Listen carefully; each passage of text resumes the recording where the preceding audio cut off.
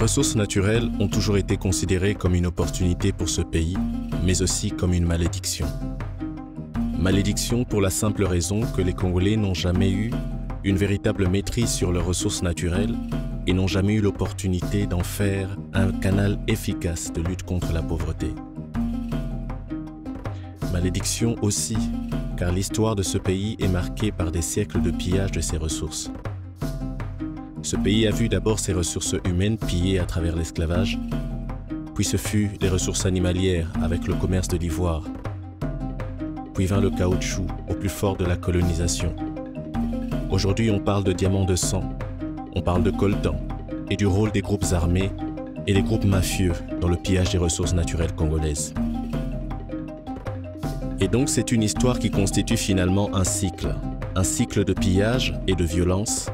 Et le projet d'Ossissa à travers Sarrois consistait quelque part à briser ce cycle en permettant aux Congolais de reprendre la main.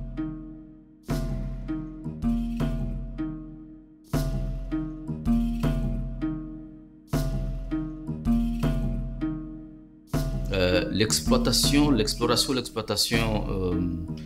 ressources naturelles est devenue une affaire de plus en plus complexe, de plus en plus techniquement complexe. Et à la fois à cause de la guerre, à cause de la mort lente de la Gécamine, des grosses entreprises publiques du secteur qu'on avait, je crois que l'État congolais a perdu l'expertise qu'il avait pour l'expertise technique qu'il avait pour discuter avec les entreprises pétrolières et minières. On est passé presque sans transition d'une gestion par l'État, parce que les gros exploitants des ressources naturelles au Congo étaient quand même des entreprises publiques. On est passé de ce système-là, presque sans transition, à un système d'exploitants privés qui, compte tenu du fait justement qu'il n'y a plus qu'on n'a plus la même expertise dans les institutions publiques, vous avez besoin de compenser la trop grande puissance des entreprises privées par une expertise dans les communautés locales. Dans l'ensemble des pays de la région où nous travaillons, les 10 pays d'Afrique australe où nous sommes opérationnels, le but ultime est de permettre l'émergence d'une citoyenneté plus responsable et plus active. Une citoyenneté consciente de ses droits, mais consciente également de ses obligations. Une citoyenneté qui participe à la vie, à la société dans laquelle il se retrouve. Une citoyenneté qui est capable de se constituer en pôle, en groupe fort, en groupe d'influence, en organisation qui permettent d'influencer progressivement les politiques et les pratiques. Ceci en vue d'une société plus démocratique, une société plus consciente, plus tolérante, une société plus ouverte, une société où les divergences d'opinion et les divergences de vues ne constituent pas des sources de division, mais des sources de renforcement, des sources d'union, des sources de progrès pour la société. The Southern African Resource Watch was established at the end of 2006 by the Open Society Initiative for Southern Africa to respond to the challenge of resource governance in the region. The Southern Africa Resource Watch became one of the few organizations that existed at that particular time to provide leadership from civil society to engage government and multinational companies, also national mining companies, in terms of how they should behave, how they should manage their mineral resources. Et ce n'est pas facile parce que les compagnies minières sur lesquelles parfois nos travaux sont orientés ne sont pas tout à fait toujours d'accord. Mais il faut les approcher, c'est ce que nous avons à faire pour qu'un grand nombre de compagnies puissent accepter le travail que nous faisons avec la société civile dans le cadre de l'amélioration de la gouvernance des ressources naturelles. Tout a commencé le 24 novembre 2009, quand les creuseurs artisanaux se sont permis d'entrer dans la carrière de l'Usushi. Après avoir pris ces sacs de minerais bruts, quand ils sont arrivés au niveau de la déviation, il y a eu confrontation avec la police de mine. Il y a eu des tirs de balles en l'air. Et de là, nous, en tant que villageois, nous étions dans nos maisons, en train de vaguer à nos occupations. Mais c'est ainsi qu'on a juste vu 4 bulldozers, 2 de part et d'autre, pour commencer à raser les maisons.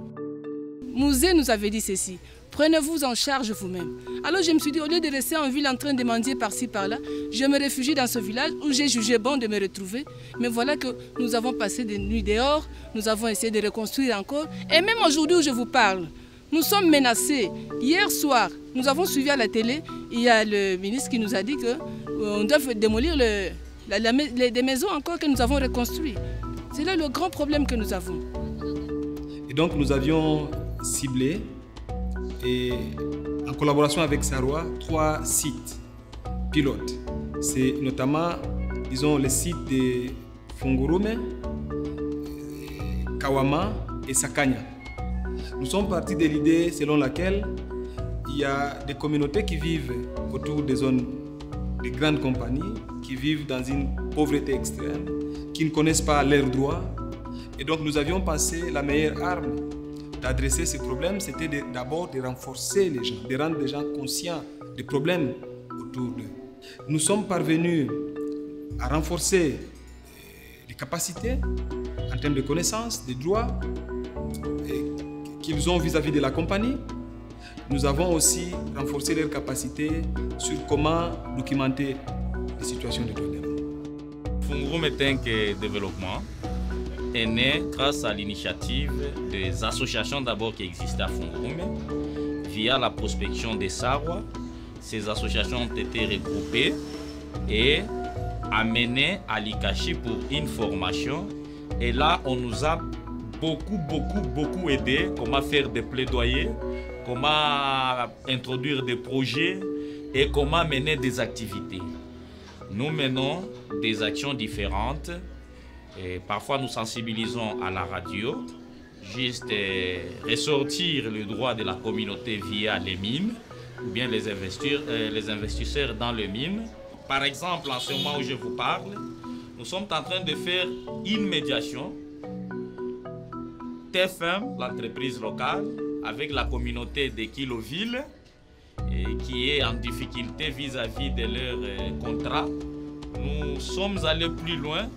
Nous sommes encore en médiation des conflits entre la TFM et les agents GECAMINE d'écologie. Voilà en soi les activités qui se sont réalisées via le financement ou l'accompagnement de Sarwa. Beside the capacity building, what we give to communities, mining communities, for them to be to build their self-esteem and capacity to hold government and companies to account. We have also trained journalists, because what we've observed, not only in our region but across this continent, has been the lack of information that originate from the continent to explain what is happening in the sector. So we thought that the best way to do is to capacitate, to increase the enthusiasm of journalists to cover this sector. C'est-à-dire que nous avons organisé une formation pour nous spécialiser dans le secteur des ressources naturelles. Nous étions très nombreux de journalistes qui ont suivi cette formation. C'était au centre Nganda. Il y a eu des professeurs qui sont venus de partout et ils nous ont encadrés. Bonjour mesdames et messieurs, vous êtes sur la RCM, la radio communautaire de Mwanda. Il est 10h. Sarwa est passé par Mwanda et l'ONG a visité à plusieurs médias. Alors en 2012, nous nous sommes déplacés pour Kinshasa. C'était au centre Nganda avec d'autres radios. La radio communautaire de Punia, la radio de Tenke Fungurume. Sarwa aussi, en dehors de cette formation, nous a doté de quelques matériels. Une moto en ce qui concerne la collecte des informations. Donc c'est cette moto qui nous aide à circuler à travers toute la cité côtière de Mwanda et ses environs. Et en dehors de ça aussi, les groupes électrogènes nous aident beaucoup. Parce que vous savez que nous sommes dans une zone où il y a trop de coupures. Et grâce à ces générateurs que Sarwa a mis à notre disposition, nos auditeurs sont très contents et nos émissions ne sont plus interrompues. Il n'y a pas seulement ça. Il y a encore des micro-professionnels que nous avons eu, des mixeurs que nous avons eu. Il y a encore les splits. Les splits que nous avons eu aujourd'hui, nos équipements sont très bel et bien refroidis. En 2009, décembre 2009, on a arrêté 16 paysans des villages Congo-Etienne à Mwanda, dans la province du Bas-Congo, parce que ces villageois ont organisé une manifestation pacifique contre la pollution de l'environnement par les activités de l'entreprise Perenco à Mwanda. Et 16 de ces paysans ont été arrêtés. Et ADEV va mener un plaidoyer pour la libération de ces paysans-là. Il faut dire que nous avons bénéficié d'un soutien considérable des Sarwa. Nous qui sommes de la contrée, qui subissons la pollution, la pêche ne nous plaît. Suite à leur exploitation peut-être dans la mer, l'agriculture ne nous plaît. Et on ne nous prend pas dans les travaux, on ne prend que des gens qui viennent d'ailleurs. On a fait une délégation de ces personnes, nous sommes allés au territoire. Quand nous sommes allés au territoire, subitement, on attend les DG pour que nous puissions nous présenter notre mémo et ce que nous avons comme problème. Dès là, on voit les policiers qui entrent dans la salle, tout qu'on sort, on nous arrête. Le 16, on nous met dans les cachets de Mwanda. 2 jours, on nous en fait à Boma. Dès là, nous avons fait 23 jours. Sur ces 23 jours, on ne nous a pas condamnés. On nous libère d'une façon politique, suite à l'oppression de Sarwa et de la société civile que Sarwa a regroupée. C'est ainsi que Sarwa nous organisa pour que nous soyons une structure qui puisse bien défendre les intérêts. Aujourd'hui, nous sommes dans les RENAD, les ressources naturelles et le développement. Je suis le coordonnateur de cette structure. Je suis autochtone. Je peux me dire, moi, formée par Sarwa, je peux descendre dans des villages, regrouper d'autres mamans et leur parler des problématiques. Et ensemble, grâce à Sarwa, des mamans peuvent se réunir pour réfléchir. Au-delà des activités que Sarwa est en train de mener à la République démocratique du Congo, Sarwa a mis l'accent particulièrement sur l'approche femmes dans son intégration au sein de la transparence et la gestion des ressources naturelles. Avec Sarwa également, nous avons organisé un atelier qui a regroupé les femmes de plusieurs composantes. De la ville-province de Kinshasa, sont venues du Bas-Congo, du Kasaï et de presque toute la République. Je crois que dans le cadre de la promotion des droits de la femme et surtout que ce sont elles qui sont les plus touchées par les questions de ressources naturelles, Sarwa avec les autres organisations essaie de pousser les femmes pour travailler dans ce secteur des droits économiques et sociaux. Et nous pensons que nous allons atteindre notre objectif en y participant et en incitant aussi beaucoup de femmes à travailler dans ce secteur.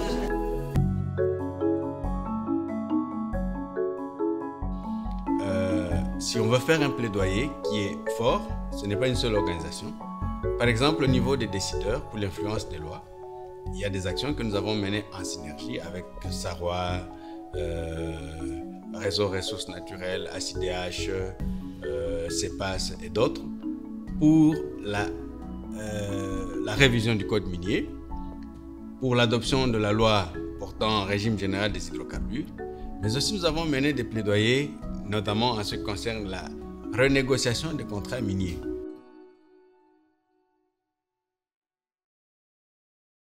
Ce que la plupart des gens ont tendance parfois à oublier, c'est que ça a été à l'initiative, on va dire, du chef de l'État, initiative qui a été récupérée par le gouvernement, initiative de revoir un peu l'équilibre du code minier. C'est ainsi que est née cette volonté quand même d'essayer de voir, y a-t-il des termes qu'il faudrait réviser? Y a-t-il des choses qu'il faudrait revoir, rééquilibrer de manière à ce que, au final, lorsqu'on aura peut-être tourné la page de l'histoire des ressources minérales, il faut bien le dire, et puis qui sont épuisables, qu'il en reste quand même quelque chose pour ce pays. Dans ce travail d'ensemble, aussi ça a beaucoup aidé dans l'encadrement de la société civile, dans la mise à disposition, on va dire, des ressources, parfois en faisant voyager les délégations, en mettant à leur disposition ou simplement en éditant, n'est-ce pas, les documents dont ils avaient besoin, en organisant des renforcements de capacités. Je le sais sans être, on va dire, de la société civile, parce que j'ai beaucoup apprécié le fait que notre marche n'ait pas été bloquée quelque part par des incompréhensions ou des problèmes de niveau. Grâce à aussi ça, il faut le dire, la société civile a toujours été au niveau convenable, au niveau idéal, pour que cette revue du code continue de se faire, on va dire, dans des conditions qui soient les meilleures possibles. Lorsque nous avons fini la révisitation de contrat, donc lorsqu'on a fini de revoir tous les contrats, nous avons décelé des failles que les différentes les personnalités qui ont eu à poser des signatures n'ont pas pu regarder, les erreurs qui ont été commises, etc.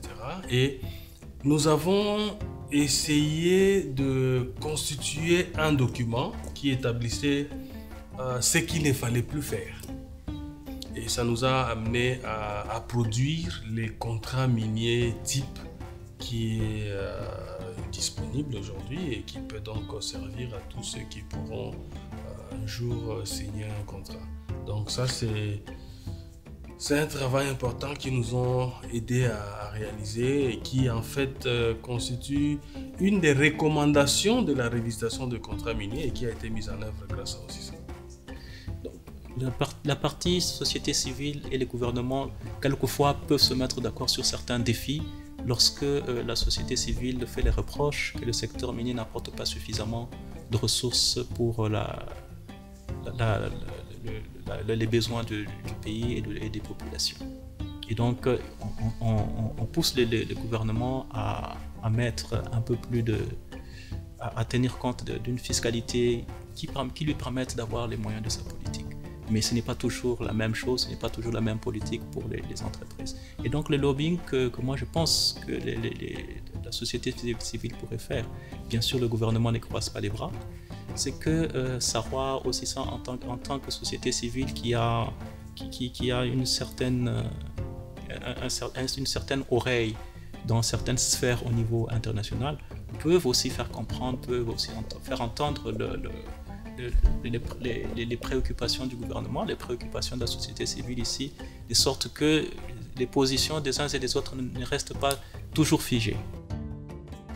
Les entreprises minières sont souvent taxées de non-transparence et de beaucoup d'autres choses.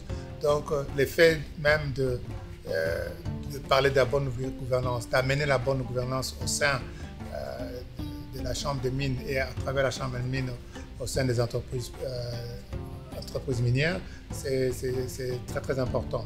C'est suite justement aux échanges, aux discussions ardues parfois que nous avons eues avec OCISA, parfois avec Sarrois aussi, des discussions où on devait s'échanger, se tirailler, mais je crois que c'était pour la bonne cause. Chaque fois qu'on pouvait se mettre d'accord, on avançait.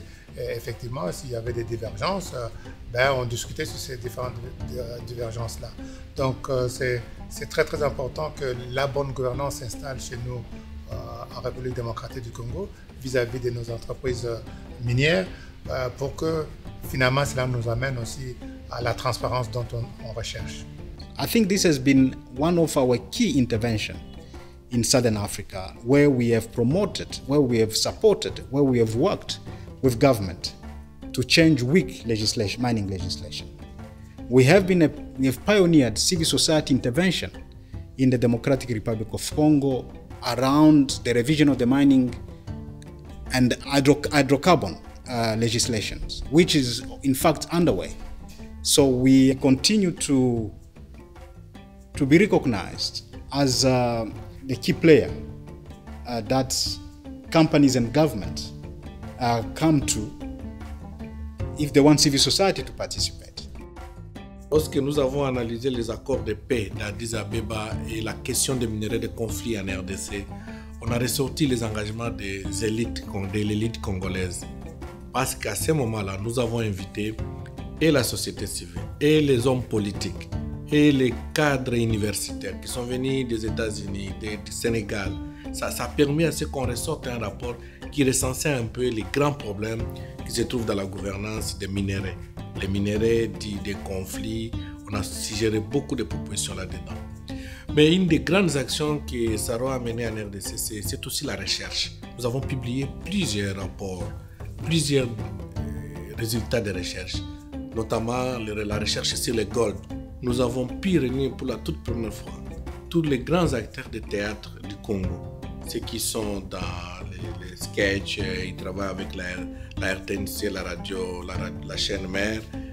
Mais nous avons monté un film que nous avons appelé Le paradoxe entre l'exploitation, entre les ressources, les potentialités que les pays regorgent et la pauvreté que la population subit. We work very closely with the EITI in the Democratic Republic of Congo.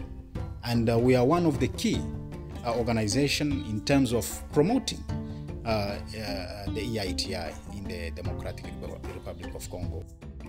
En fait, le principe fondamental de l'ITIE, c'est que les entreprises déclarent ce qu'elles payent à l'État et l'État déclare ce qu'il reçoit des entreprises extractives, c'est-à-dire les entreprises pétrolières, gazières, minières et même par extension forestières. Mais l'initiative pour la transparence dans les industries extractives est en gros pilotée par un groupe multipartite. Le groupe multipartite comprend le gouvernement, les entreprises et la société civile. SARO a facilité beaucoup de rencontres au niveau national et international. Par exemple, si je peux citer, nous avons été invités à Cape Town. Il y a eu 2 délégués de la société civile, il y avait le membre du gouvernement et même le membre des entreprises et même tous les secrétariats techniques de l'ITIE, une bonne partie étaient associés à Cape Town. Vous voyez maintenant, SARO quitte Kinshasa, il vient avec la population, accompagne de nous les organisations de la société civile. C'est déjà beaucoup. SARO appuie beaucoup au niveau gouvernement. SARO, même les bureaux, je peux vous dire, je suis au comité exécutif national ITIE, SARO finance beaucoup de projets, beaucoup d'activités au niveau du secrétariat technique ITIE, au niveau national. Cet effort-là est bon. Ainsi que SARO a permis, dans une certaine mesure, à ce que la société civile participe dans la mise en œuvre, la société civile travaille de manière indépendante, la société civile fasse des recherches indépendamment des rapports qui sont produits par le comité exécutif pour que nous puissions avancer jusqu'à aujourd'hui où nous sommes en train d'envisager la validation du pays. Toutes ces questions-là, notamment, ont été réalisées, ont pu être réalisées grâce à l'appui et à la collaboration efficiente de SARO. SARO, c'est la seule ONG internationale qui finance toute la société civile et même les paysans. Renard, là, c'est une plateforme de paysans qui sont au village là-bas. SARO s'intéresse à eux. SARO les accompagne. SARO les aide à parler. SARO les aide à s'exprimer, les aide à être mobiles, les forme. Et aujourd'hui, je vous assure que la situation n'est pas encore arrangée. Il y a encore beaucoup de problèmes. Mais avec le soutien de SARO, avec nos efforts sur terrain, nous sentons qu'il y a de l'avenir. Mais il nous faut encore beaucoup d'efforts. le travail qui a été fait autour de la révision, qui est fait actuellement autour de la révision du code minier, du code des hydrocarbures, sont autant d'initiatives qui ont permis de démontrer que la société civile congolaise pouvait compter dans la question de la gestion des ressources naturelles, pouvait compter dans les discussions avec les miniers, les compagnies, les multinationales, pouvait compter dans la discussion avec les institutions publiques. And we hope that what we've done so far has contributed significantly to advancing the interests of different communities, the interests of nations, and the interests of companies. Heureusement que nous recevons les félicitations tant des membres du gouvernement que de la communauté internationale, en plus de nos collègues de la société civile. Chacun d'eux, au moins, félicite les interventions que nous faisons au nom de la société civile congolaise. C'est cette compréhension du travail que nous faisons et les défis que nous rencontrons sur le terrain. Encadrer la société civile, ce n'est pas du tout facile. Et les remerciements que nous pouvons adresser aussi à tous les acteurs de la société civile, même au gouvernement, même aux compagnies, lorsque nous avons besoin de discuter avec eux, les portes nous ont toujours été ouvertes.